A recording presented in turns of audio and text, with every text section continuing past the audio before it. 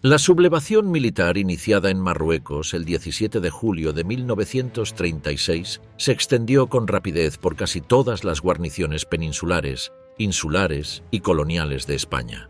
4 días después, la rebelión había establecido su dominio de forma indiscutida sobre las colonias, parte del archipiélago de Canarias y Baleares, excepto Menorca, y un amplio sector del centro peninsular, aunque seguía sin controlar Madrid ni Barcelona.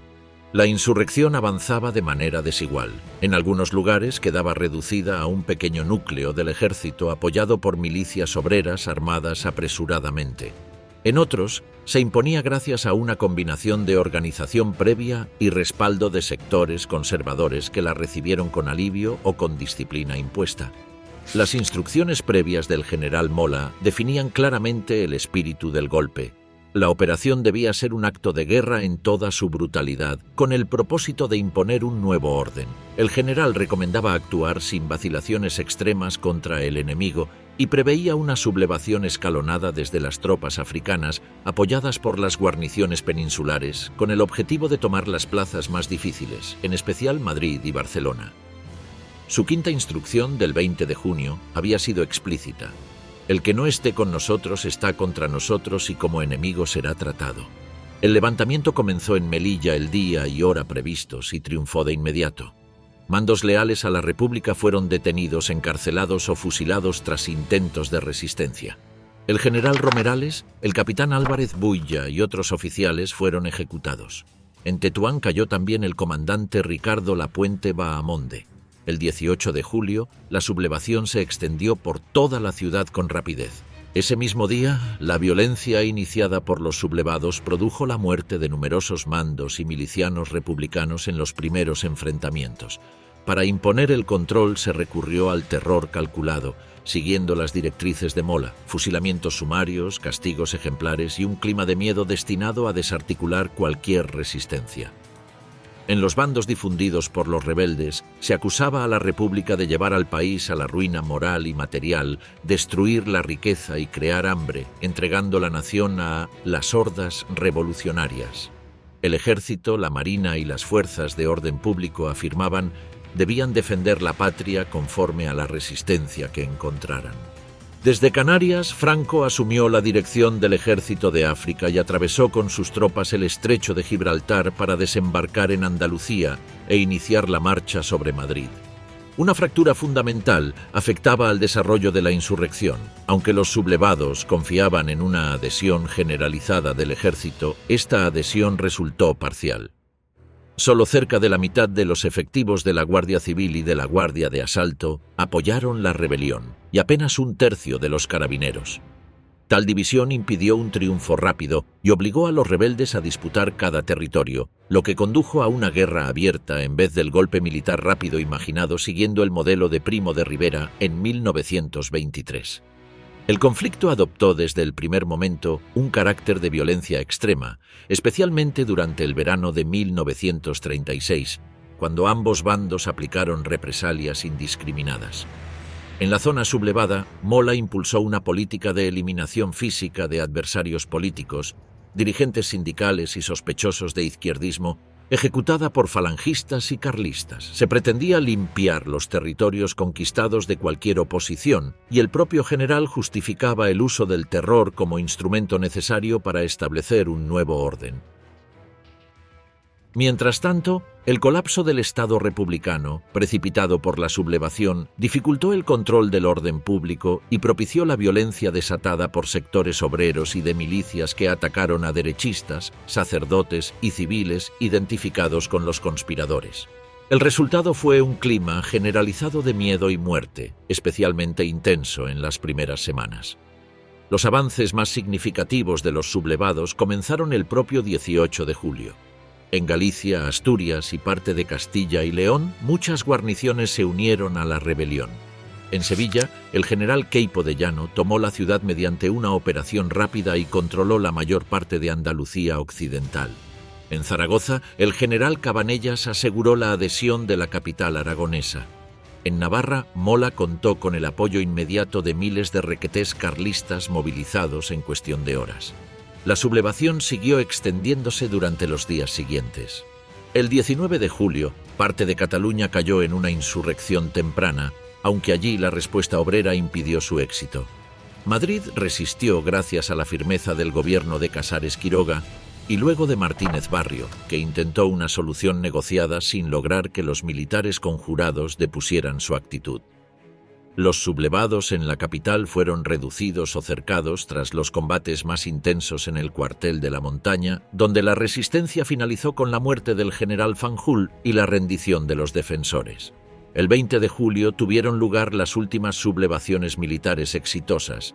La Coruña, Vigo y el Ferrol cayeron en manos insurgentes tras la destitución de mandos leales y fuertes combates en los cuarteles. Ese mismo día se incorporó a la rebelión una parte de Vitoria, y Oviedo quedó bajo control del coronel Aranda, que se atrincheró con sus tropas en la ciudad.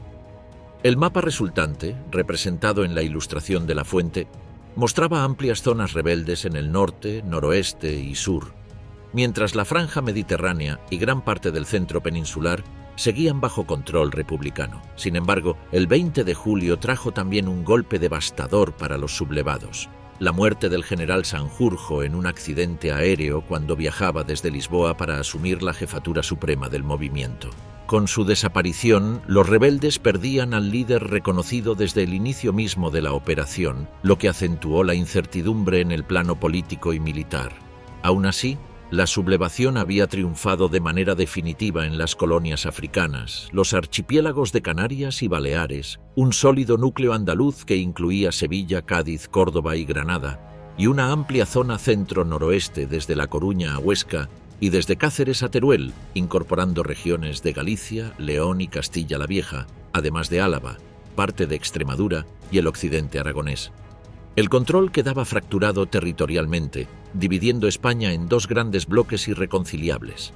El gobierno de Casares Quiroga, consciente de la gravedad de la situación, buscó apoyo entre los mandos militares de confianza y dispuso de más de 6.000 guardias civiles y de asalto en la provincia de Madrid. Sin embargo, los conspiradores habían tanteado sin éxito a varios jefes clave de la región, entre ellos el general Miaja y el coronel Rojo. Estos mandos percibieron rápidamente que la única posibilidad de éxito rebelde residía en una victoria rápida mediante el uso masivo del ejército, pero estimaron que la situación en Madrid sería defendida con firmeza por fuerzas leales y milicias obreras movilizadas. La vigilancia del gobierno sobre los cuarteles resultó determinante, especialmente en los de Carabanchel y La Montaña, mientras mantenía bajo control a los mandos más proclives a la conspiración. Los sublevados contaban, sin embargo, con el apoyo explícito de jefes como el general Fanjul, quien se atrincheró en La Montaña a la espera de refuerzos que nunca llegarían. El gobierno, decidido a sofocar la rebelión, tomó medidas extremas. Ordenó licenciar tropas sospechosas de obedecer a mandos sublevados y autorizó la entrega de armas a militantes de partidos y sindicatos que exigían combatir la insurrección. La combinación de tropas leales y milicias asaltó el cuartel de La Montaña el 20 de julio, derrotando a los sublevados tras una resistencia intensa marcada por la muerte de la mayoría de sus defensores. Ese mismo día, fuerzas gubernamentales recuperaron Badajoz y desarticularon un intento rebelde en Guadalajara. El fracaso de la rebelión en Madrid y Barcelona marcó un punto decisivo. La caída de ambas ciudades selló la imposibilidad de un triunfo inmediato de los sublevados y obligó al país a una prolongada guerra abierta. La decisión del general Martínez Monge, en Valencia, de mantenerse leal a la República añadió otro revés para los conspiradores y aseguró el control republicano de la franja levantina. El fracaso de la sublevación en Málaga reforzó aún más el Frente Republicano Meridional, unido a la pérdida de Almería y al control gubernamental de las principales bases navales. En el norte, Santander, Oviedo y Álava se convirtieron en los principales enclaves rebeldes, sostenidos con dificultades ante la ausencia de un mando unificado. La incapacidad de los rebeldes para hacerse con Madrid y Barcelona, sumada a la muerte de Sanjurjo, inclinó el equilibrio inicial hacia la República en términos estratégicos. A finales de julio, España había quedado partida en dos bloques territoriales claramente definidos, resultado directo del golpe de Estado fallido que había iniciado la guerra civil. Antes de cumplirse la primera semana de sublevación, Los rebeldes no habían logrado derribar al gobierno republicano en la mitad del país ni conseguido asumir el control del Estado en todo el territorio nacional, además de haber perdido a su líder supremo en un accidente aéreo apenas 4 días después de iniciado el golpe. El gobierno republicano tampoco fue capaz de dominar la rebelión de manera eficaz y solo había conseguido sofocarla en media España, pero al precio de perder casi todo su ejército, armar milicias civiles incontroladas y contemplar el colapso de una parte importante del aparato estatal. Ese empate de éxitos y fracasos, casi equilibrado, convirtió el golpe militar en una guerra civil de resultado incierto y duración imprevisible. El balance de los primeros días mostraba que, a finales de julio de 1936, la división territorial del país ya era un hecho irreversible. 2 grandes zonas enfrentadas y fragmentadas por la violencia. El territorio que había quedado bajo control republicano representaba el 53,5% de la superficie nacional, con unas 270.000 de los 505.000 kilómetros cuadrados totales, integraba 22 de las 50 capitales provinciales y acogía a 14,5 millones de habitantes, el 60% de la población. Era una zona densamente poblada, urbanizada y con la mayor presencia industrial del país, incluyendo la siderurgia vasca, la minería asturiana y la industria textil y química catalana. Sin embargo, disponía de pocas posibilidades alimentarias propias, salvo la producción hortofrutícola levantina. El territorio sublevado abarcaba el 46,5% de la superficie nacional, unos 235.000 kilómetros cuadrados, con 28 capitales provinciales y 10 millones de habitantes. Era más rural y con menor densidad demográfica. Su infraestructura industrial moderna era débil, aunque contaba con importantes recursos agroganaderos y pesqueros. 2/3 de la producción nacional de trigo y patatas, 60% de legumbres, 75% de leche y 70% de ganado ovino.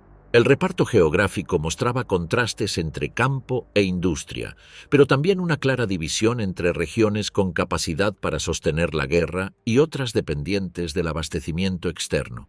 En el plano financiero, la República mantenía el control del 65% de las oficinas bancarias y de los depósitos centrales de los grandes bancos españoles. Además, conservó la mayoría de las reservas de oro del Banco de España, cuyo traslado serviría luego como pago internacional para mantener el suministro de importaciones estratégicas. Los sublevados solo lograron controlar el 35% de las oficinas bancarias, paliando la escasez de recursos mediante créditos obtenidos en el exterior y una gestión muy disciplinada de los bienes disponibles. Militarmente, los sublevados habían sumado a su causa a más de la mitad de los jefes y oficiales del ejército, cerca de 8.000 hombres con capacidad profesional para conducir la guerra. También habían conseguido controlar la mayor parte de los soldados de reemplazo y buena parte de las fuerzas de seguridad, un conjunto de 140.000 hombres que incluía a todas las curtidas tropas de Marruecos, dotadas de estructura, equipo y cadena de mando operativa. Pero sus enemigos tenían bajo control la mayoría de los 116.000 soldados de reemplazo y a algo más de 7.500 jefes y oficiales, aunque padecían la desorganización provocada por la decisión de licenciar tropas sospechosas de deslealtad y la escasez de personal plenamente fiable. La distribución de fuerzas en la Marina reproducía ese equilibrio. La República conservó la mayor parte de la flota, pero los rebeldes tenían el apoyo simbólico de unidades clave y el control de la estratégica base naval de Ferrol. En cuanto a la aviación, la República retenía 207 aparatos, mientras los rebeldes controlaban 96, la mayoría viejos y poco modernos. Ambos bandos, como señaló James Matthews, dependían del entusiasmo inicial de jóvenes voluntarios. En la zona republicana, más de la mitad eran socialistas, anarquistas o comunistas. En la franquista, predominaban falangistas y tradicionalistas.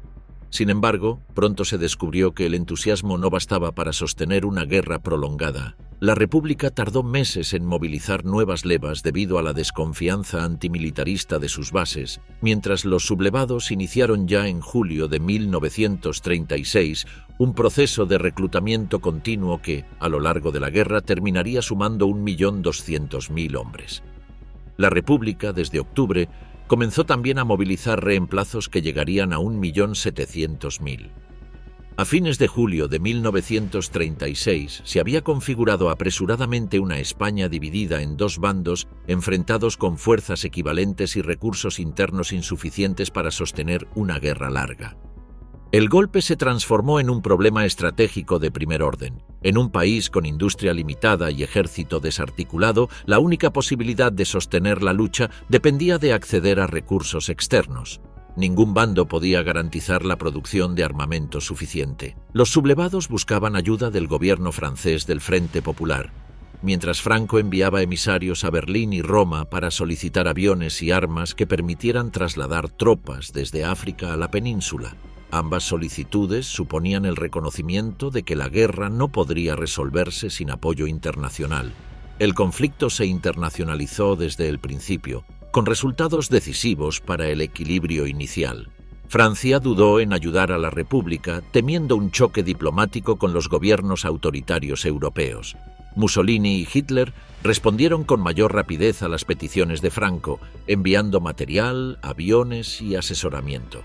Ese flujo de ayuda exterior reforzó la cohesión militar de los sublevados y facilitó la apertura de un puente aéreo entre Marruecos y la península, un hecho crucial para sostener el avance hacia Madrid. La defensa de Madrid. La idea inicial de Mola consistía en triunfar en pocos días mediante una única gran operación: tomar Madrid, para lo cual se planificó una ofensiva simultánea desde 5 direcciones, contando además con las guarniciones de la propia capital, pero los planes iniciales no se cumplieron. Los rebeldes comprendían que ocupar la capital del Estado, centro político, económico y social de España, supondría legitimar su causa ante la opinión internacional y cortar las comunicaciones y la capacidad directiva del gobierno republicano. Para los defensores, en cambio, la suerte de Madrid significaba la suerte misma de la República. En los primeros días tras la insurrección, la situación militar reveló la profunda diferencia entre ambos bandos. Los insurgentes tenían un ejército organizado.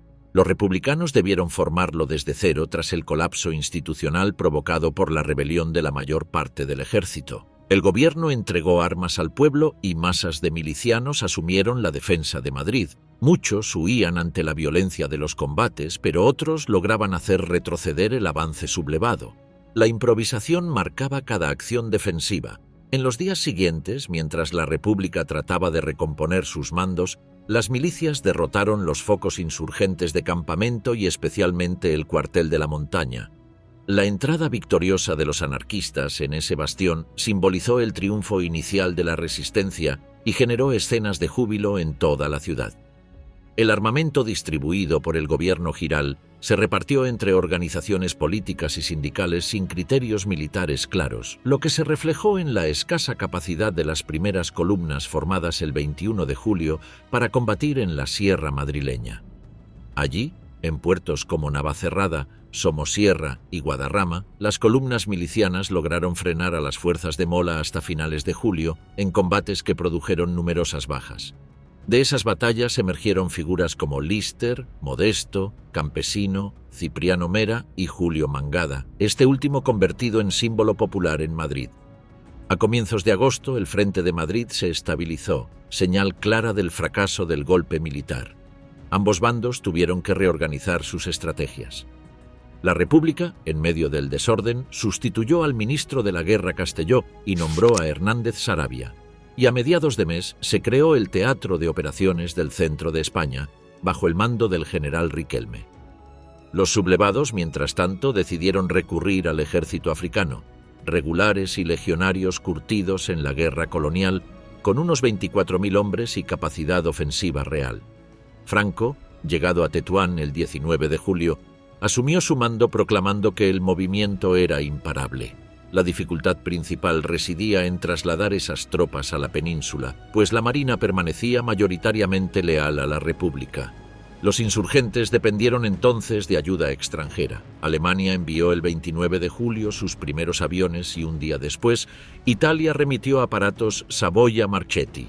Esta ayuda permitió organizar un puente aéreo para trasladar a legionarios irregulares a Sevilla. Portugal, por su parte, brindó apoyo material y logístico de inmediato, crucial en zonas como Cáceres, donde incluso se gestionó el suministro de gasolina en Lisboa al agotarse las reservas locales. Consolidado el flujo de tropas africanas, la marcha hacia Madrid se planteó desde Sevilla bajo el mando de Yagüe. Se consideró avanzar por Córdoba, pero el desfiladero de Despeñaperros estaba fuertemente defendido por los mineros de la Carolina, que habían minado los accesos. Por ello se optó por la ruta extremeña: Mérida, Cáceres, Navalmoral de la Mata, Toledo y finalmente Madrid. La influencia de Portugal en este trayecto reforzó la ventaja estratégica del camino elegido. Las columnas franquistas avanzaron con rapidez por la Ruta de la Plata, mostrando su superior capacidad militar y empleando métodos represivos severos. Tras ocupar Mérida el 11 de agosto, Yagüe proclamó la existencia de la Columna Madrid, declarando que nada detendría su avance. Aún así, Franco ordenó desviarse hacia Badajoz, ciudad republicana cercana a Portugal y estratégicamente indispensable. La plaza cayó el 14 de agosto tras combates intensos. Con ello terminaba la primera fase de la marcha hacia Madrid. El avance continuó por Cáceres y llegó a Talavera de la Reina el 3 de septiembre, situando a las fuerzas franquistas a solo 100 kilómetros de la capital. El retraso republicano para ocupar Navalmoral se reveló fatal. Azaña lamentó no haber tomado la localidad cuando apenas la defendían 100 guardias civiles, pues fortificaron la zona y crearon una cadena de posiciones que facilitó la entrada franquista hacia Madrid. Para mediados de septiembre, las tropas africanas habían recorrido 500 kilómetros en un mes, confirmando la eficacia estratégica de la ruta extremeña. La toma del Alcázar de Toledo se convirtió en un punto de inflexión político. Moscardó resistía desde julio con 1 millar de hombres, y Franco, que había prometido auxiliarlo, desvió su ejército hacia Toledo cuando estaba ya a las puertas de Madrid. La operación retrasó 2 semanas el avance, permitiendo a los defensores organizarse mejor y recibir los primeros envíos soviéticos de material. Pero políticamente elevó a Franco. El 21 de septiembre fue designado jefe del mando único y el 1 de octubre, jefe del Estado. La imagen de Franco entrando en las ruinas del Alcázar, difundida internacionalmente, consolidó su liderazgo. Mientras tanto, la República reorganizaba sus fuerzas bajo el nuevo gobierno de Largo Caballero, formado tras la caída del gabinete de Giral. Se centralizó el mando en el Ministerio de la Guerra, se crearon las milicias de seguridad y retaguardia y se decretó la formación del Ejército Popular el 10 de octubre. También se autorizó la creación de las Brigadas Internacionales, cuyo envío se concretó a finales de mes. A principios de noviembre, con las tropas franquistas a las puertas de la ciudad, el gobierno decidió trasladarse a Valencia para evitar su captura. El general Miaja quedó al mando de Madrid, con Vicente Rojo como jefe del Estado Mayor. El 6 de noviembre comenzó la ofensiva franquista sobre la capital con alrededor de 15.000 hombres. Lo que se preveía como una operación relámpago se prolongó hasta marzo de 1937.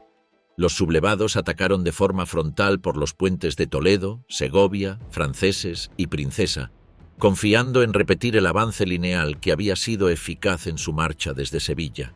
Pero la defensa madrileña, pese a ser heterogénea y al principio desorganizada, resistió con una determinación inesperada.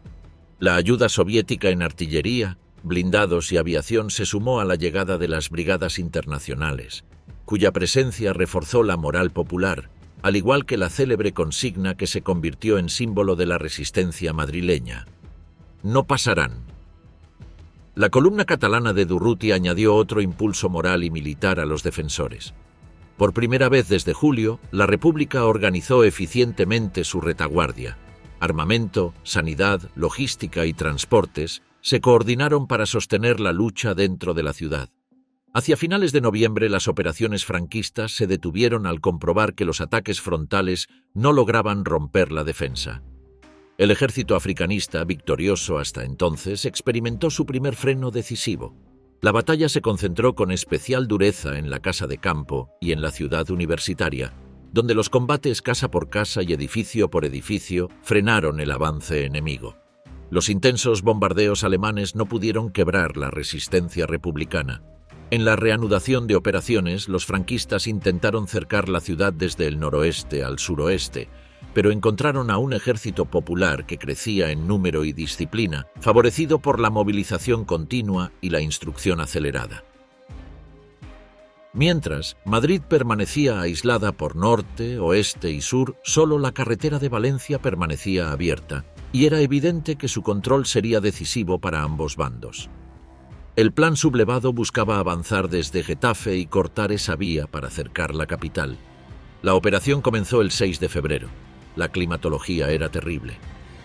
En la noche del 5, al aparecer ligeros indicios de mejora, la maquinaria militar franquista se puso en marcha.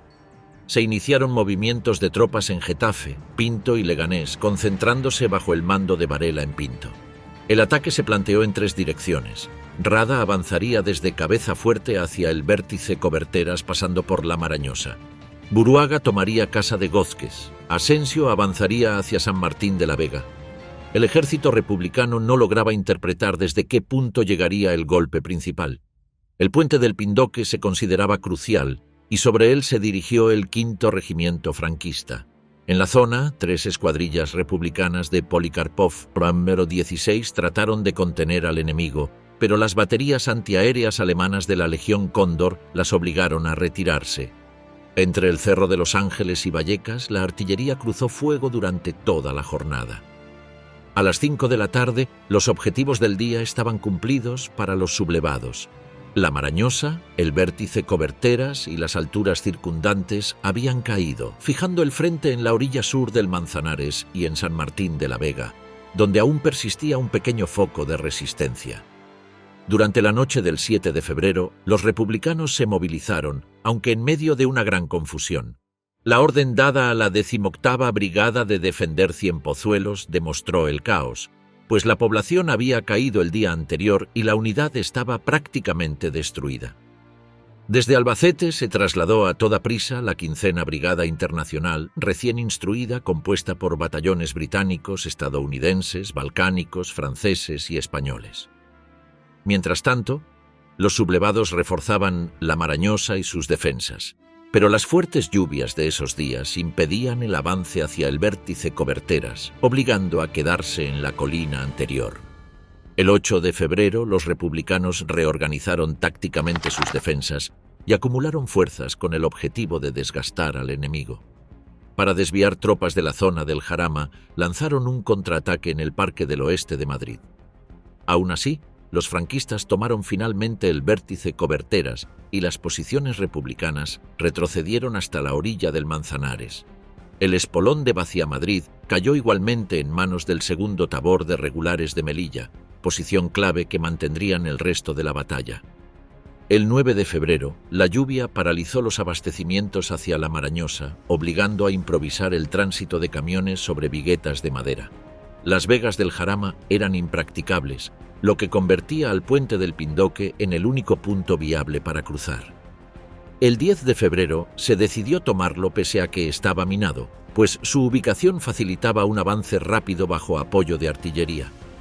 A las 3 de la madrugada del 11 de febrero, 6 hombres avanzaron sigilosamente por el puente y sorprendieron a los centinelas republicanos. Los zapadores lograron desactivar 4 de las 5 cargas explosivas. La última detonó, pero sin dañar la estructura.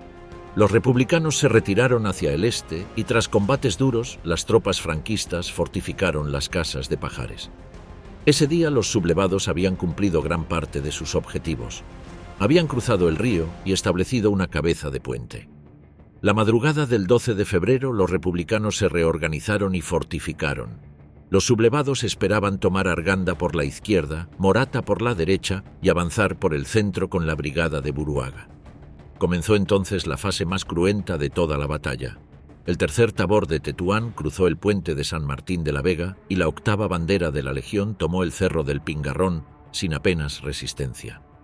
En las colinas cercanas a la carretera de Morata se produjeron durísimos enfrentamientos entre brigadistas internacionales y tropas de Asensio.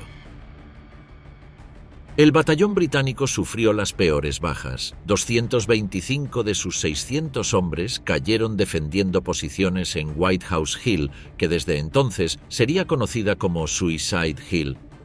Las bajas nacionales también fueron muy altas, 468 en la columna de Buruaga, 146 en la de Barrón y 104 en la de Asensio. La jornada mostró el enorme desgaste sufrido por ambos bandos, mientras los republicanos ganaban tiempo para recibir refuerzos procedentes de Levante. El 13 de febrero, los sublevados mantuvieron sus objetivos en Arganda, Morata y el Pingarrón, pero apenas lograron modificar las líneas del frente pese a alcanzar alturas cercanas al vértice de Valdeperdices. El día 14, las bajas y la falta de suministros obligaron a suspender el avance franquista por primera vez. La 14ª Brigada Internacional cercó posiciones enemigas en Valdeperdices y Cerro Milano mientras los tanques soviéticos impulsaron los contraataques republicanos. La artillería nacional permitió finalmente recuperar terreno. El gobierno decretó la movilización general de los hombres entre 20 y 45 años. Desde el 6 de febrero, los sublevados acumulaban ya 1.200 bajas, 700 de ellas ese día. El 15 de febrero los franquistas siguieron intentando dominar el valle del Tajuña. La quinta bandera de la Legión tomó la casa de la radio, pero la perdió poco después en un contraataque.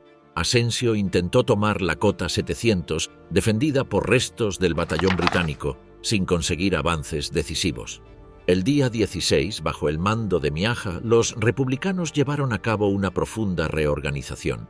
Los combates causaron más de 500 bajas en los sublevados, aunque Asensio logró finalmente tomar la cota 700, cercana a Morata. El 17 de febrero, con trincheras muy próximas, se produjeron momentos de gran confusión. Hubo ataques republicanos sobre el Pingarrón y contraataques nacionales en la Marañosa y el Espolón de Rivas. El día 18, la agrupación Modesto intentó sorprender al vértice Coberteras sin éxito.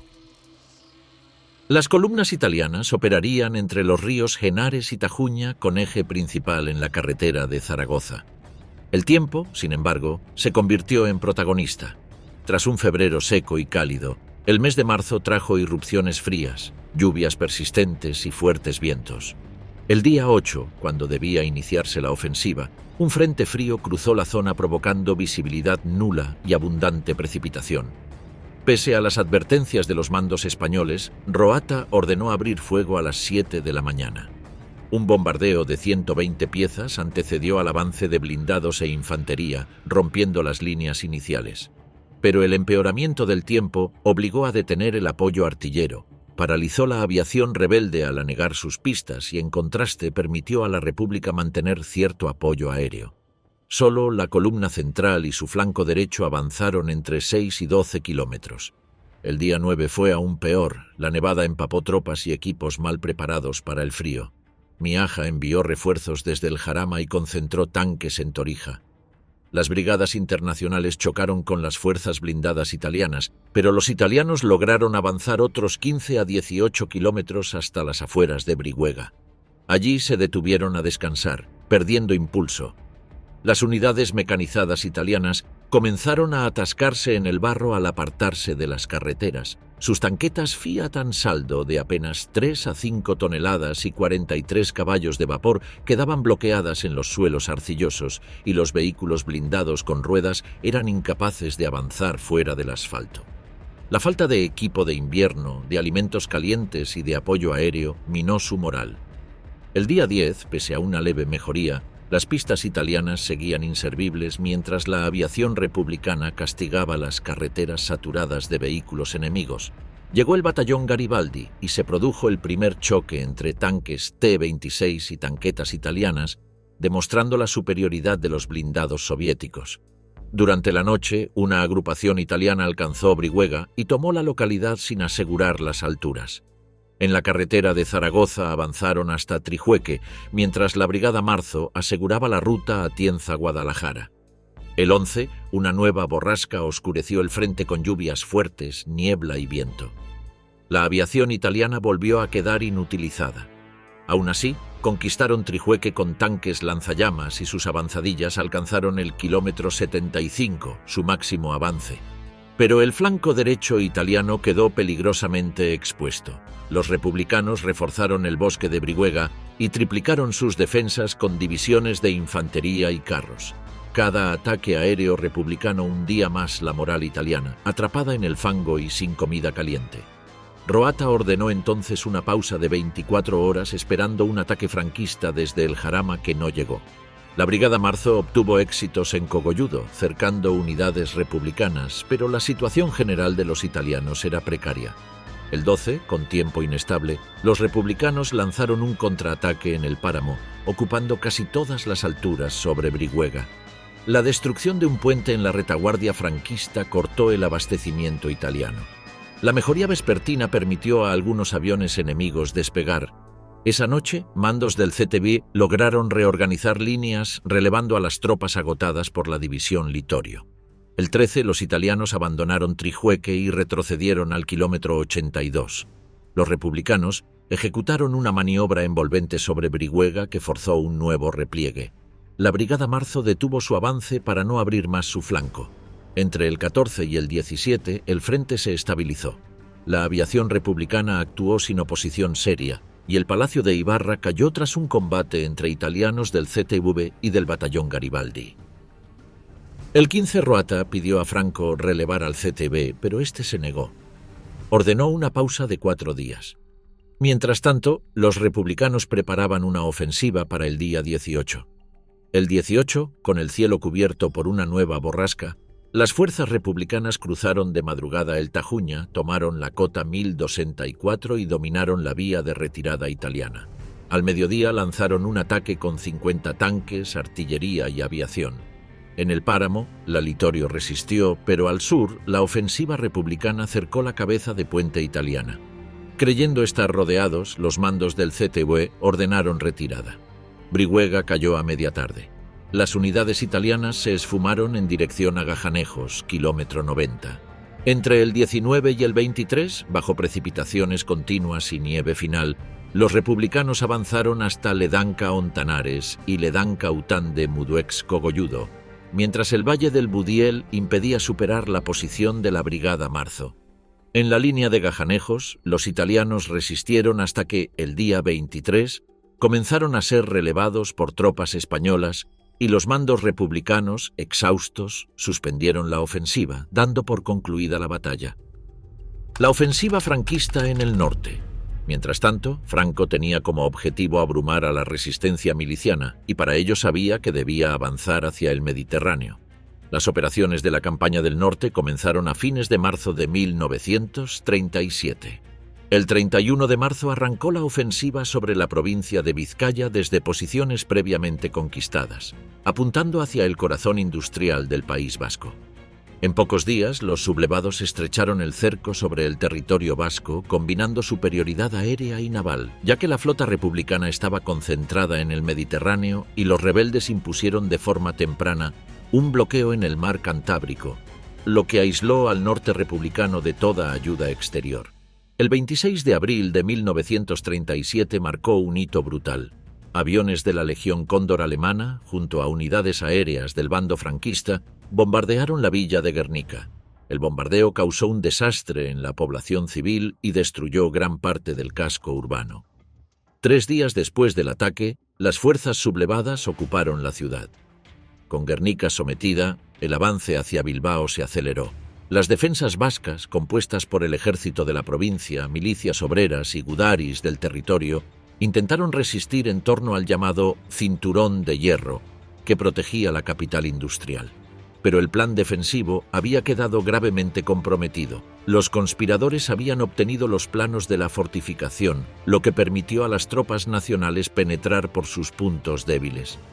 A lo anterior se sumó una intensa campaña de bombardeos sobre Bilbao y su periferia, mediante artillería pesada y aviación, lo que deterioró la moral de los defensores y de la población. El 19 de junio cayó Bilbao. Su pérdida no solo representó la conquista de un centro estratégico e industrial donde se acuñaba acero, se producía siderurgia y representaba una estructura fabril vital, sino también el golpe decisivo sobre el territorio vasco. Tras la caída de Bilbao, el frente vasco quedó prácticamente roto y la República perdió su bastión en Vizcaya. La ofensiva siguió su curso hacia el oeste y hacia Cantabria. A mediados de agosto, las fuerzas franquistas lanzaron su ataque sobre la región de Santander.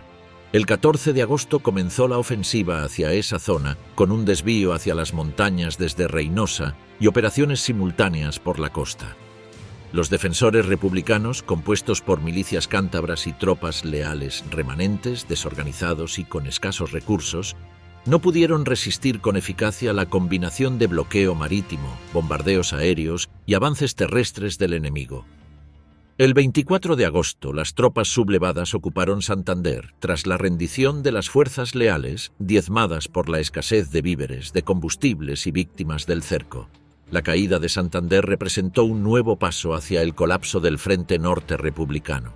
Las comunicaciones del norte con el resto del territorio leal quedaron prácticamente cortadas y la posibilidad de suministros por mar fue anulada por el bloqueo naval franquista.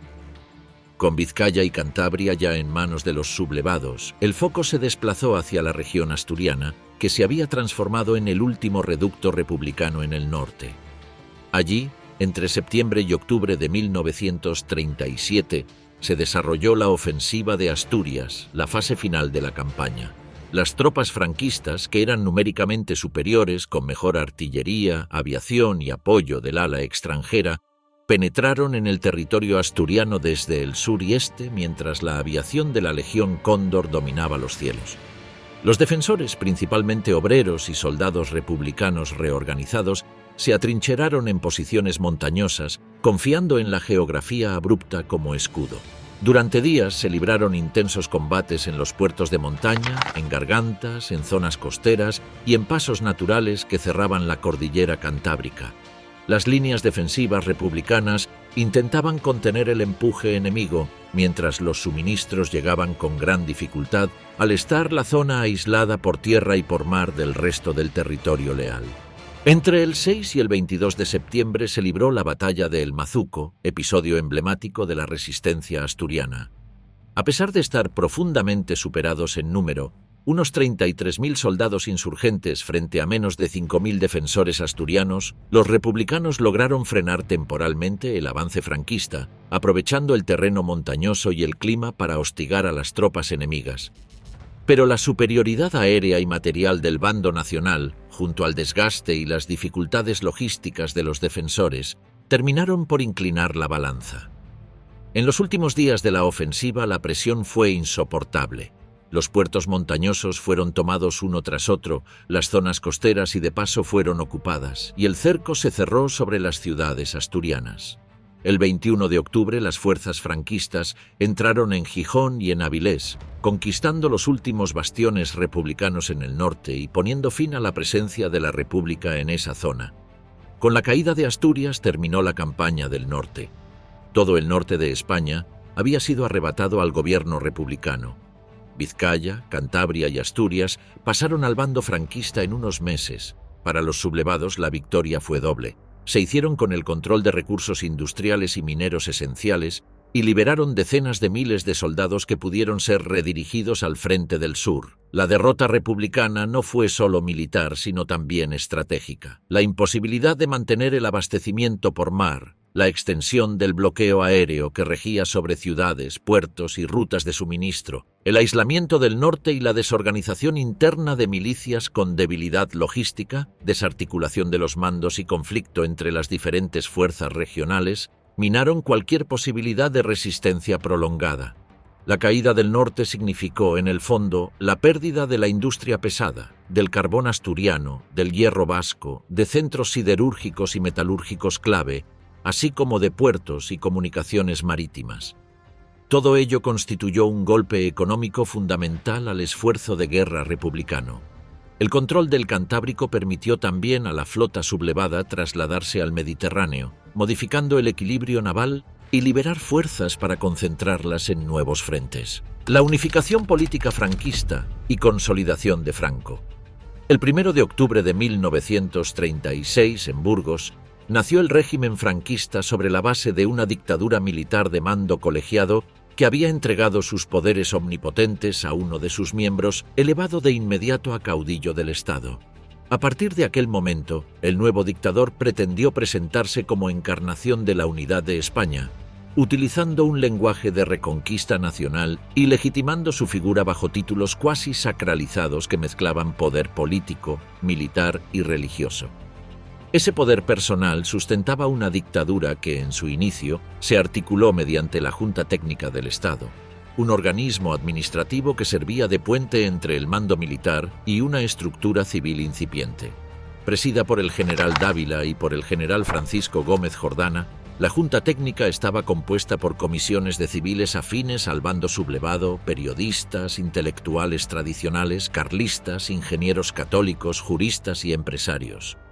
Aunque la autoridad última recaía en Franco, este órgano permitió que el régimen comenzara a perfilar las bases de su futuro Estado. España se organizaba así bajo un concepto totalitario que abarcaba la vida política, social y económica, inspirado en modelos fascistas europeos, pero adaptado a las tradiciones autoritarias españolas. El Estado se construía como un aparato unificado en torno al caudillo, con supremacía militar y con el apoyo explícito de la Iglesia Católica. Ese proceso de institucionalización acelerado respondía a la prolongación inesperada de la guerra.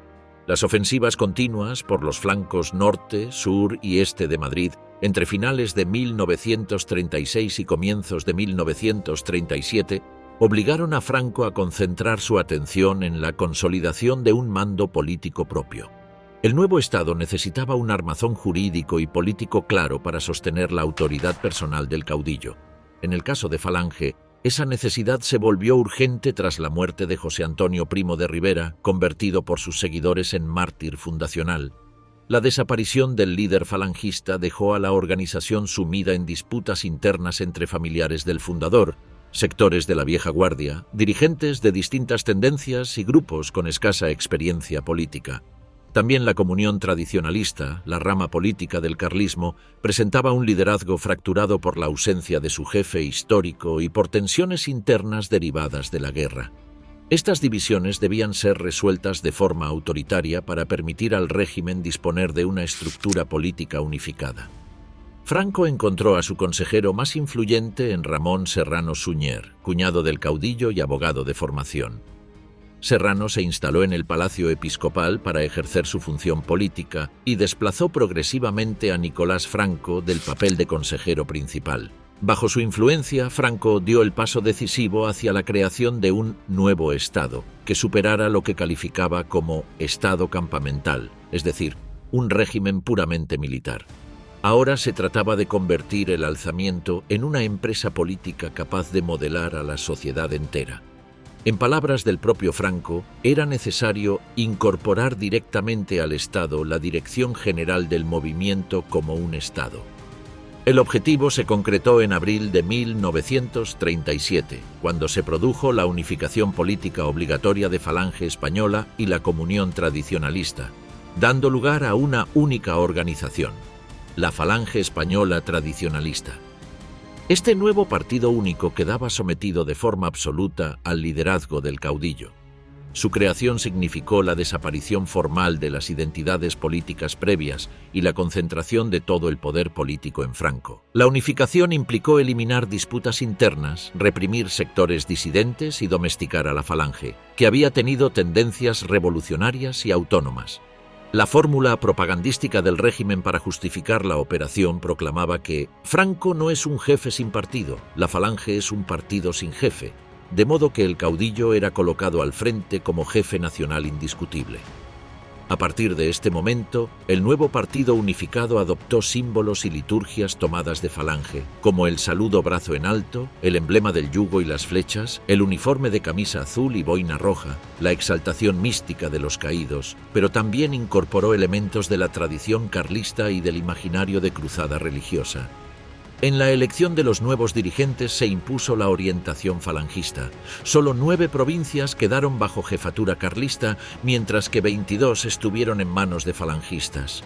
Dado que el carlismo conservador había perdido influencia política, el fascismo español emergente se afianzó con mayor rapidez. El nuevo Estado se distanciaba de los presupuestos conservadores tradicionales y adoptaba rasgos propios de los regímenes totalitarios contemporáneos. Exaltación del jefe, represión de disidencias, creación de organizaciones de masas y control absoluto de la vida pública. A mediados de 1937, la idea de nacional-sindicalismo impulsada por Falange comenzó a impregnar decretos y discursos. Serrano Suñer subrayaba con frecuencia que el movimiento y el Estado formaban una unidad absoluta y que el partido único era una contrafigura de la República, destinada a destruir las estructuras liberales e instaurar un orden autoritario. El proceso culminó de manera decisiva a comienzos de 1938, cuando el caudillo formó su primer gobierno propiamente estatal. La composición de ese gabinete mostraba el equilibrio entre las fuerzas que sustentaban el régimen: militares, falangistas, tradicionalistas y católicos, todos sometidos a su mando personal. Paralelamente, el 30 de enero de ese año se aprobó la Ley de Administración Central del Estado, que vinculaba explícitamente la jefatura del Estado a la presidencia del gobierno y otorgaba al caudillo la potestad de dictar normas jurídicas con valor pleno. La ley consolidaba jurídicamente su condición de dictador con poderes ejecutivos y legislativos, responsables solo ante Dios y la historia. La nueva etapa intensificó la represión en los territorios ocupados. La depuración del personal docente fue una de las consecuencias más visibles. Para finales de 1938, casi 52.000 maestros habían sido inhabilitados, expulsados o sancionados, junto con miles de profesores de enseñanza secundaria y universitaria. Cualquier sospecha de simpatía hacia la República era motivo suficiente para ser apartado. Este proceso formaba parte de una represión más amplia que incluía ejecuciones, encarcelamientos, desapariciones y castigos a supuestos enemigos. El uso sistemático del terror tenía como objetivo eliminar toda resistencia en las zonas conquistadas. La actuación violenta de las tropas sublevadas en numerosos territorios fue acompañada por el respaldo ideológico de la jerarquía católica, que calificaba la guerra como cruzada legítima. Las comunicaciones pastorales de 1937 insistían en que la misión del movimiento nacional era destruir al enemigo y purificar la vida pública. La prensa quedó sometida a censura estricta. La Ley de Prensa de 1938 suprimió la libertad informativa, estableció censura previa, otorgó al gobierno el derecho de nombrar directores y reguló la profesión periodística bajo obediencia total al partido único. También se creó la agencia EFE y se reorganizó el servicio de radiodifusión con el objetivo de controlar la propaganda. La ofensiva de Aragón y el avance hacia el Mediterráneo. La situación militar republicana a comienzos de 1938 era crítica. La defensa de Teruel había consumido enormes recursos humanos y materiales, dejando exhaustas a unidades enteras del Ejército Popular. Mientras tanto, el bando franquista había reorganizado sus fuerzas, concentrando unidades africanas, divisiones de élite, artillería pesada y un poder aéreo incontestado gracias al apoyo continuo de la aviación italiana y la Legión Cóndor. Aragón, que durante buena parte de la guerra había sido un frente secundario caracterizado por posiciones estáticas, trincheras dispersas y guarniciones debilitadas, se convirtió de repente en el objetivo fundamental de una ofensiva destinada a fracturar en dos el territorio republicano. La caída previa de Teruel había dejado al descubierto una amplia grieta defensiva y había alterado el equilibrio estratégico de todo el frente noreste. Sobre ese escenario se desencadenó la ofensiva de Aragón, una operación diseñada no solo para conquistar territorio, sino para destruir la capacidad de resistencia de la República en su zona oriental. La madrugada del 7 de marzo de 1938, las fuerzas franquistas iniciaron un ataque masivo a lo largo del frente aragonés.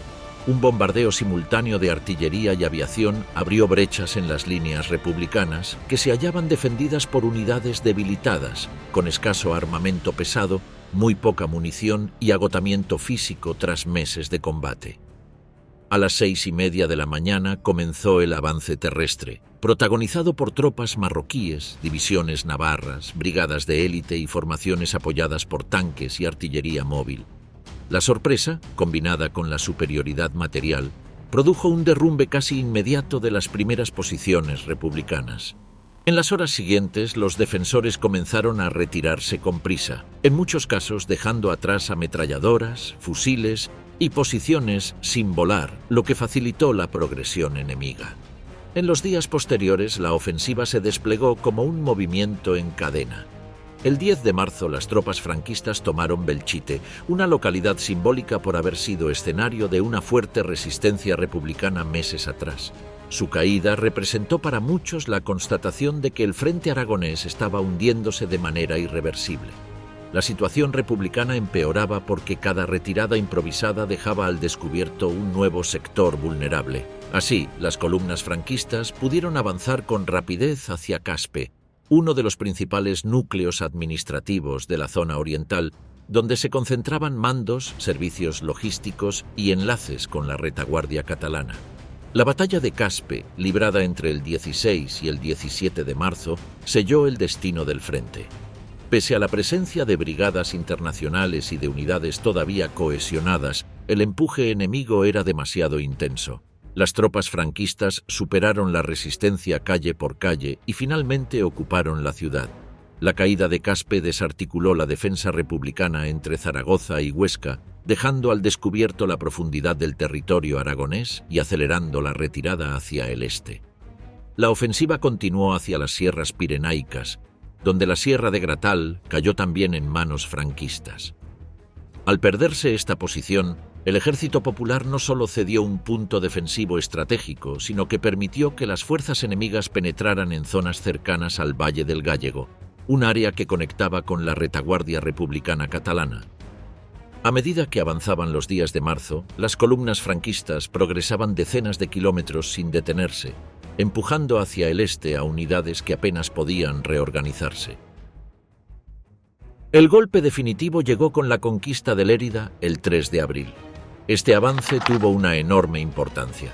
La ciudad representaba la puerta de acceso al interior de Cataluña y su caída rompió por completo la continuidad defensiva republicana. Tras perderla, las fuerzas leales intentaron establecer nuevas líneas de resistencia río arriba, pero ya se encontraban desbordadas. Al mismo tiempo, numerosas unidades republicanas quedaron aisladas en las montañas. El caso más emblemático fue el de la Bolsa de Bielsa, donde la 43ª División resistió durante semanas, sin posibilidad de recibir refuerzos y con los suministros limitados, hasta verse obligada a retirarse hacia la frontera francesa. Tras atravesar el Valle del Cinca y las últimas estribaciones pirenaicas, las vanguardias franquistas emprendieron la recta final hacia el Mediterráneo. A lo largo de su avance conquistaron Mequinenza, Fraga y otras localidades estratégicas cuyo control resultaba imprescindible para impedir contraofensivas republicanas. El desgaste del Ejército Popular era visible. Faltaban vehículos, la artillería no podía seguir el ritmo del enemigo y la aviación republicana ya no tenía capacidad para operar con eficacia. El dominio aéreo franquista era absoluto. El 14 de abril, las tropas alcanzaron la costa mediterránea, a la altura de Vinaroz, y con ello el territorio republicano quedó partido en dos. La zona centro-sur quedó desconectada físicamente de Cataluña, Aragón Oriental y la franja fronteriza con Francia. Esta ruptura no solo tuvo consecuencias territoriales, sino también estratégicas, logísticas y políticas. Cataluña quedó aislada de la retaguardia republicana principal, cerrándose las rutas de aprovisionamiento terrestre, reorganización militar y desplazamiento de refuerzos. En adelante, cualquier movimiento entre ambas zonas requeriría rodeos marítimos o aéreos que resultaban impracticables debido al control franquista. La desmoralización en las filas republicanas fue profunda. El hundimiento del frente aragonés reveló la debilidad estructural del Ejército Popular tras la batalla de Teruel, la falta de reservas preparadas y el agotamiento de la población civil y militar. La ruptura territorial provocó además tensiones políticas internas, especialmente acusaciones cruzadas entre mandos sobre responsabilidad, errores tácticos y fallas en la disciplina. Mientras tanto, el avance franquista continuó en la zona de Castellón, consolidando la franja costera que separaba las dos mitades de la España republicana. La batalla del Ebro. Cuando las tropas franquistas alcanzaron el Mediterráneo y dividieron en dos la zona republicana, el gobierno comprendió que Cataluña quedaba expuesta y aislada. La pérdida de la continuidad territorial había debilitado la capacidad de maniobra del Ejército Popular, que se veía obligado a sostener un frente demasiado amplio con recursos cada vez más escasos. El avance enemigo hacia el Levante seguía presionando. y la posibilidad de una ofensiva decisiva contra Cataluña se hacía cada día más evidente. Ante esa situación crítica, el mando republicano decidió concentrar sus fuerzas y asestar un golpe que obligara a frenar la ofensiva franquista, obligando a sus mandos a trasladar unidades desde Valencia hasta el sector del Ebro. Para ello comenzó la preparación de una gran operación que requería el máximo secreto, una coordinación precisa y un esfuerzo extremo de reorganización interna. Las órdenes establecían que la noche del ataque todas las tropas debían deslizarse en silencio hacia los puntos señalados de la orilla catalana. Durante semanas se estudiaron mapas, se examinaron los meandros del río y se escogieron los vados más favorables. Se construyeron puentes de barcas y pasarelas desmontables en talleres ocultos, mientras las unidades designadas se concentraban lejos de la línea para no ser detectadas. El plan buscaba un cruce simultáneo que permitiera asegurar cabezas de puente antes de que el enemigo pudiera reaccionar. El esfuerzo logístico fue enorme. Había que desplazar miles de hombres, artillería ligera, equipos de comunicación y víveres, todo ello bajo la vigilancia constante de la aviación contraria. La noche del 24 al 25 de julio, las unidades comenzaron a moverse. A las 0:30 horas se inició el cruce. Las primeras barcas avanzaron sin ruido, aprovechando la oscuridad, y alcanzaron la orilla enemiga con éxito. Los grupos encargados de abrir paso neutralizaron los primeros obstáculos y aseguraron el terreno para el desembarco de las siguientes oleadas. El silencio de la operación permitió que las tropas cruzaran en cantidades considerables antes de que los centinelas franquistas comprendieran lo que estaba ocurriendo. Antes del amanecer, los republicanos habían establecido varias cabezas de puente y comenzaban a avanzar hacia el interior. En cuestión de horas, las localidades próximas al río fueron ocupadas por las fuerzas atacantes. La sorpresa inicial desarticuló las defensas y el ritmo del avance fue más rápido de lo previsto. Miravet, Benissanet, Rasquera y Corbera d'Ebre quedaron bajo control republicano al amanecer. El avance continuó hacia Gandesa, punto clave que dominaba las comunicaciones de la comarca. En los primeros compases de la jornada, la resistencia franquista era todavía débil y dispersa. Sin embargo, el mando enemigo reaccionó con rapidez y comenzó a enviar refuerzos desde Aragón y desde el frente del Levante para contener la ofensiva. La aproximación a Gandesa marcó un punto de inflexión. La ciudad estaba mejor defendida que las localidades previamente ocupadas y contaba con el respaldo inmediato de las unidades que iban llegando en refuerzo. Durante varios días se sucedieron asaltos, contraataques y combates intensos por los accesos, pero las fuerzas republicanas no consiguieron tomarla. El fracaso en romper esta defensa condicionó todo el desarrollo posterior de la batalla. A pesar de ello, las posiciones republicanas lograron consolidarse en un amplio sector que incluía zonas montañosas de enorme dificultad, especialmente las sierras de Pàndols y Cavalls. A partir de ese momento, la aviación franquista comenzó a actuar de forma constante. Sus bombardeos se dirigían no solo contra las posiciones avanzadas, sino también contra los puentes instalados por los republicanos sobre el Ebro. Cada puente destruido significaba una interrupción en el suministro de munición y alimentos y obligaba a equipos de ingenieros exhaustos a improvisar nuevas estructuras bajo el fuego enemigo. Aún así, durante varias semanas se mantuvieron operativos distintos pasos, lo que permitió sostener la ofensiva y reforzar algunas posiciones críticas. La batalla derivó entonces en un choque de resistencia y desgaste. Los republicanos se afianzaron en las alturas de Pàndols y Cavalls, desde donde podían controlar parte del terreno circundante. Pero estas alturas se convirtieron también en blanco permanente de la artillería y la aviación enemigas. Los combates fueron feroces, las posiciones cambiaban de manos con frecuencia y en muchas ocasiones se lanzaban asaltos para recuperar un collado que había costado decenas de bajas el día anterior. El calor del verano, la falta de agua y la escasez de suministros agravaron la situación de las tropas, que pasaban días enteros bajo bombardeos sin posibilidad de relevo inmediato. A lo largo de agosto la presión franquista aumentó con nuevos refuerzos. El mando reorganizó sus divisiones y lanzó ofensivas sucesivas con el objetivo de desalojar a los defensores de las alturas.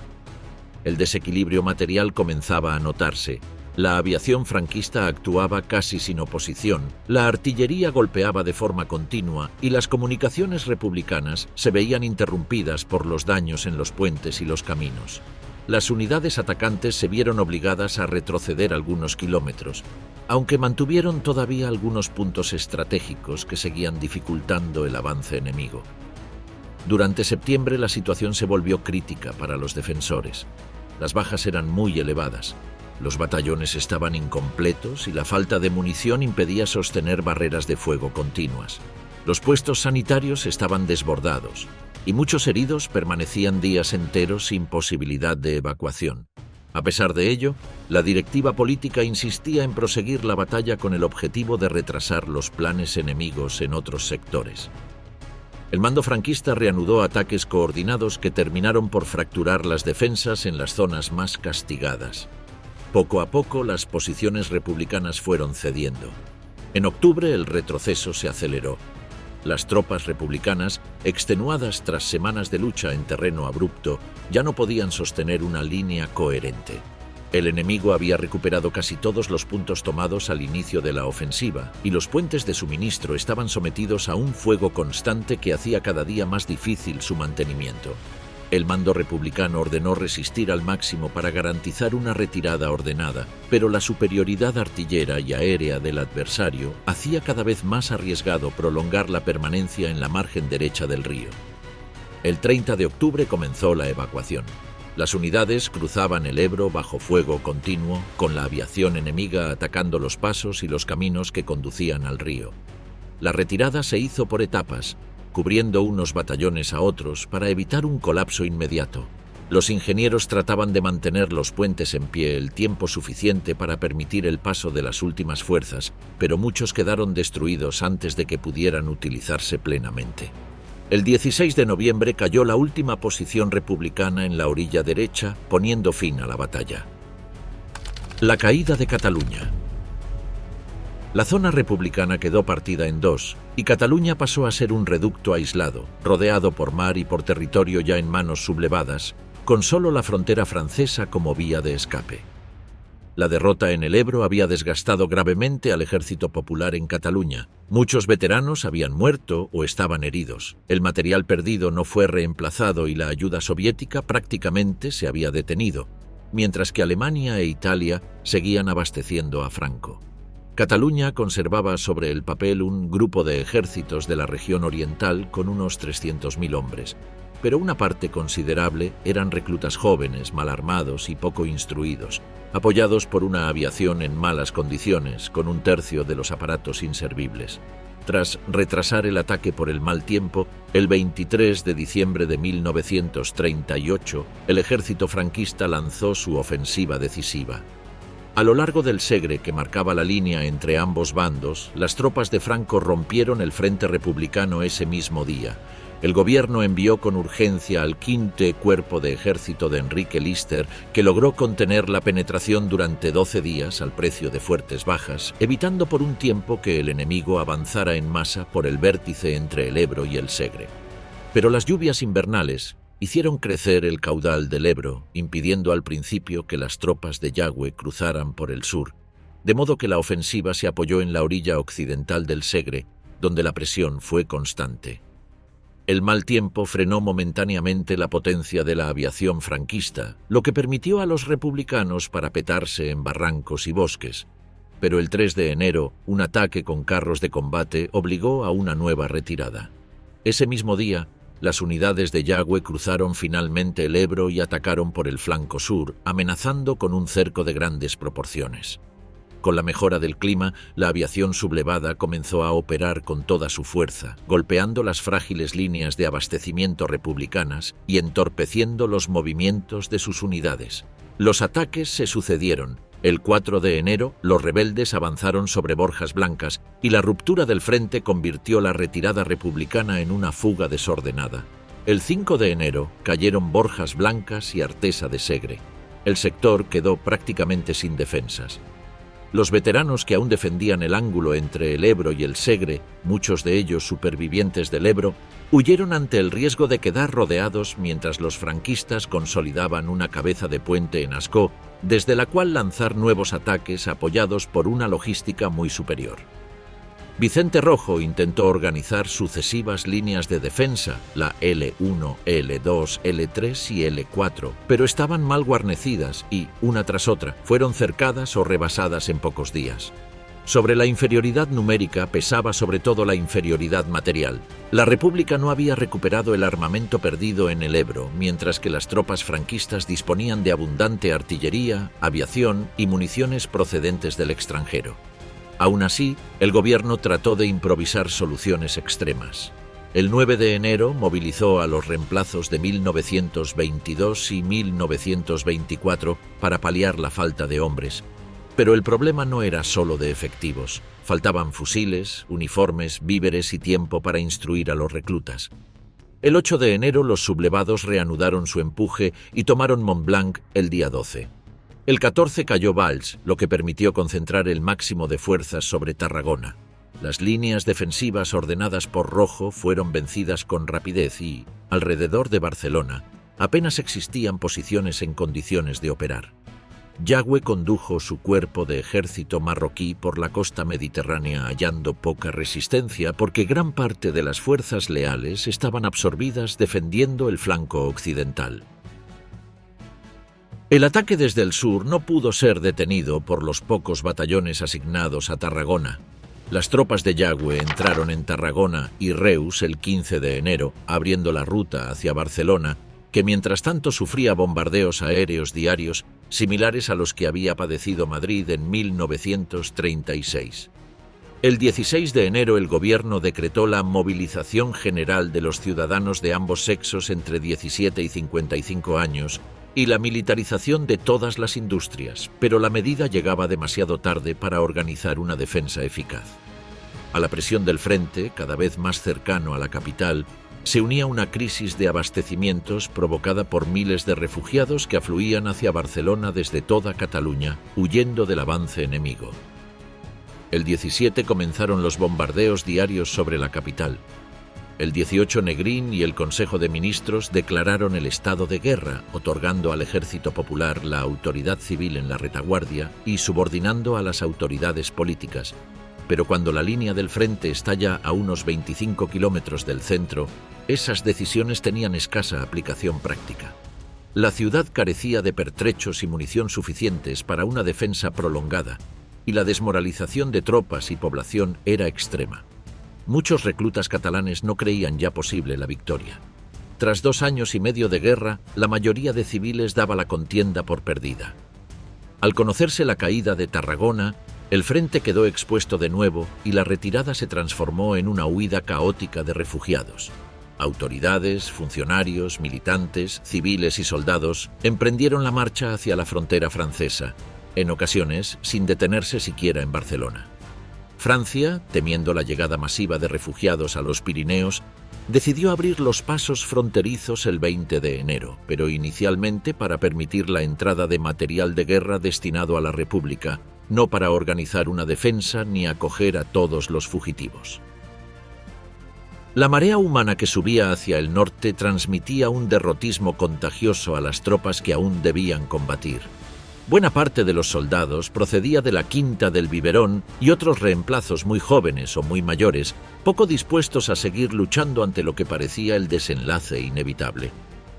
La mañana del 22 de enero, Vicente Rojo informó a Negrín y al Consejo de Ministros de que el frente se había roto de nuevo entre Manresa y Sitges, a unos 20 kilómetros de Barcelona. Las unidades republicanas abandonaban sus posiciones para salvarse dentro de la propia ciudad. Tras oír el informe, Negrín ordenó la evacuación de todos los organismos gubernamentales hacia Gerona y Figueres, más cercanas a la frontera. Se requisaron vehículos civiles para el 23 de enero, pero el secreto era imposible. El éxodo de funcionarios y la retirada de las instituciones del Estado transmitía la idea de que Barcelona era ya, en la práctica, indefendible. Esa misma noche la noticia de la marcha del gobierno se difundió entre civiles y refugiados y desencadenó una nueva oleada de huida en masa. Desde el 23 de enero, miles de simpatizantes republicanos abandonaron Barcelona con sus familias y pertenencias, vaciando almacenes de alimentos para abastecerse en el camino hacia Francia. Automóviles, camiones, bicicletas y multitud de personas a pie saturaron la carretera del norte. Los funcionarios empacaron archivos a toda prisa. Documentos y fichas de identidad fueron quemados en las calles por militantes de distintos partidos para evitar que cayeran en manos de los vencedores, mientras los bomberos intentaban apagar los incendios en sedes políticas.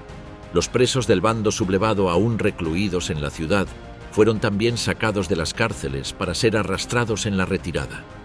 El 24 de enero se nombró a un nuevo comandante militar de Barcelona, pero entre desorganización y desconexión con la realidad del frente, la defensa efectiva nunca llegó a materializarse. La ciudad vivía un clima de vacío y derrota. Algunos dirigentes comunistas intentaron organizar batallones de fortificación, decretar el cese de toda actividad no relacionada con la guerra y levantar obstáculos en las avenidas para frenar la entrada enemiga, pero la población, presa del miedo, permaneció en sus casas o siguió huido al norte. El flujo de refugiados rurales y urbanos, los camiones cargados de muebles, jaulas, colchones y niños asustados colapsaron las salidas. Testimonios posteriores describieron una Barcelona silenciosa, casi muerta, 2 días antes de la llegada de las tropas. Mientras tanto, el avance franquista continuaba. El 25 de enero, sus unidades tomaron Sabadell, Tarrasa y el aeródromo del Prat. Al amanecer del 26 alcanzaron las cumbres del Tibidabo y Montjuïc. Al mediodía entraron en el centro de una ciudad semivacía y ocuparon Barcelona sin encontrar resistencia organizada. La quinta columna franquista salió a la calle tras 2 años y medio de clandestinidad, aclamando la entrada de los sublevados. Las pocas tropas leales que quedaban evacuaban hacia el norte junto con millares de refugiados, mientras los heridos abandonaban hospitales intentando no quedar a merced de los vencedores. Perdida Barcelona, el avance franquista siguió sin pausa. La toma del monasterio de Montserrat, cargado de simbolismo religioso y político para los catalanes, fue especialmente dolorosa. El siguiente objetivo fue Gerona, ocupada el 3 de febrero, mientras 2 días antes se celebraba en secreto, en el castillo de Figueres, la última sesión de las Cortes de la Segunda República en territorio español. Solo una parte del gobierno pudo instalarse en Figueres. El resto se dispersó por la comarca. Azaña y Negrín se refugiaron en Agullana, que por unos días hizo de capital republicana. Companys y Aguirre se asentaron en Lavajol. Esa dispersión impedía cualquier acción coordinada. El 4 de febrero se decidió que los presidentes Azaña, Companys y Aguirre cruzarían a Francia para evitar caer prisioneros. Figueres cayó el 8 de febrero y el día 9 las tropas nacionales alcanzaron la frontera y ocuparon los pasos pirenaicos. Un bando de Franco, fechado el 10 de febrero, dio por terminada la ofensiva de Cataluña tras 50 días de operaciones. Mientras se derrumbaba el frente, el éxodo desde Barcelona y el resto de Cataluña se convirtió en el más masivo de toda la guerra. Centenares de miles de personas emprendieron la marcha hacia Francia, muchos a pie, soportando el frío y la falta de comida. En los pasos pirenaicos se agolpaban colas interminables de refugiados. Al principio las autoridades francesas solo permitieron el paso de quienes tenían pasaporte con visado, muy pocos, y el resto se vio obligado a acampar donde pudo. Desbordados, los franceses terminaron habilitando campos para concentrar a los que llegaban y abriendo la frontera primero a mujeres, niños y ancianos, y luego también a los combatientes. En apenas 4 días, unos 300.000 soldados cruzaron la frontera y destruyeron su material para que no cayera en manos del enemigo. En total, cerca de 500.000 de personas emprendieron el camino del exilio, el mayor éxodo de la historia de España, mientras las tropas franquistas consolidaban su dominio sobre Cataluña y los restos del gobierno republicano se dispersaban al otro lado de la frontera. El 28 de marzo de 1939, las tropas franquistas entraron en Madrid. Tras la retirada republicana y el abandono progresivo de la defensa, la ciudad quedó expuesta a la ocupación enemiga. Los combates se habían intensificado en los días previos en la zona de la ciudad universitaria, donde la 12ª División franquista, junto a otras unidades, avanzó por diversos frentes: Puente de los Franceses, edificios de odontología, medicina y farmacia, el Paseo de Rosales, la zona de la antigua cárcel Modelo y el Estadio Metropolitano. La presión fue tal que la 16ª División Nacional penetró por la ciudad universitaria. mientras otras divisiones hacían su entrada por el puente de Toledo y la carretera de La Coruña. El 28 al mediodía las tropas franquistas ocupaban gran parte de Madrid y el 29 iniciaron la entrega oficial de los edificios y servicios urbanos al nuevo poder. En esa jornada se impuso también un decreto militar. Se declaró el estado de guerra en la provincia, entregando jurisdicción total al mando militar, lo que ponía bajo su control delitos, detenciones y órdenes de seguridad. Con Madrid ya tomada, el foco pasó a cerrar el conflicto definitivamente. El 1 de abril de 1939, el general Franco, desde su cuartel general en Burgos, firmó el llamado último parte de la guerra. En ese breve comunicado, emitido por la radio oficial, se proclamaba: «La guerra ha terminado. Las tropas nacionales han alcanzado sus últimos objetivos militares. Ejército Rojo cautivo y desarmado». El parte puso fin formal a 3 años de conflicto tras la victoria de las fuerzas sublevadas. Esa misma fecha quedó consagrada como el fin oficial de la contienda y marcó el inicio de una nueva etapa bajo el mando de Franco. La lógica militar y simbólica del régimen exigía consolidar su triunfo ante la población. Pocos días después se preparó el gran despliegue público que ratificaría ese poder. Se organizó en Madrid un desfile de las fuerzas vencedoras, bautizado como Desfile de la Victoria de Madrid de 1939. Las calles de la capital fueron engalanadas con banderas rojigualdas, retratos del caudillo y lemas de exaltación patriótica. Las unidades militares fueron alistadas y el pueblo convocado a presenciar la demostración del nuevo orden. Mientras tanto, en el interior republicano se desataba una nueva crisis.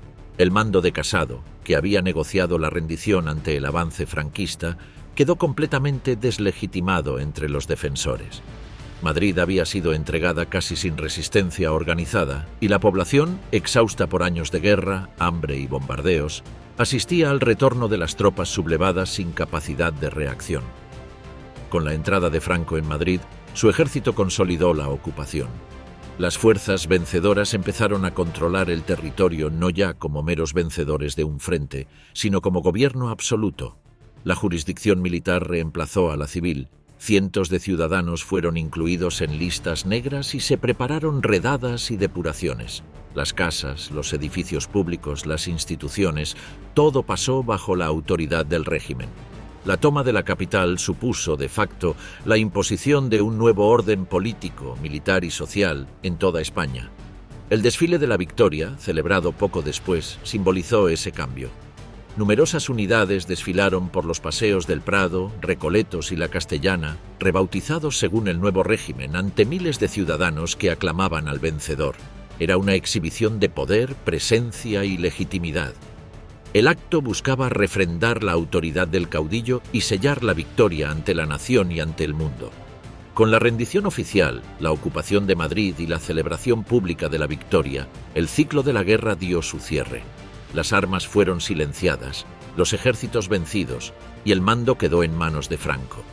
Desde ese momento, la dictadura franquista se consolidó, la represión se impuso y miles de españoles quedaron a merced del nuevo régimen.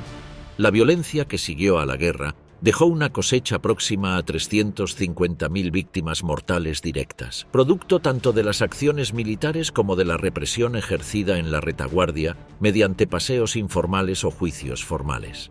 A estas muertes se sumaron decenas de miles más derivadas de enfermedades, hambrunas y privaciones que marcaron los primeros años del régimen.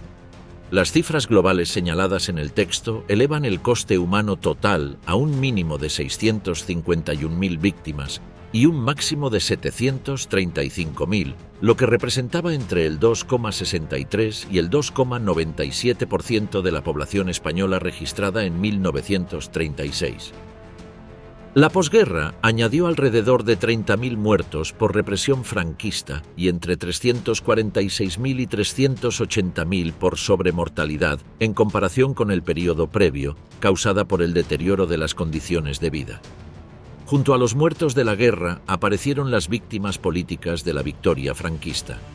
Solo una parte del país dejó de ser objetivo de la violencia, pues numerosas personas debieron pagar su simpatía hacia la República. En 1940 había más de 300.000 prisioneros hacinados en alrededor de 500 cárceles o prisiones habilitadas para tal fin, cuando antes de la guerra apenas existían en España unos miles de reclusos comunes.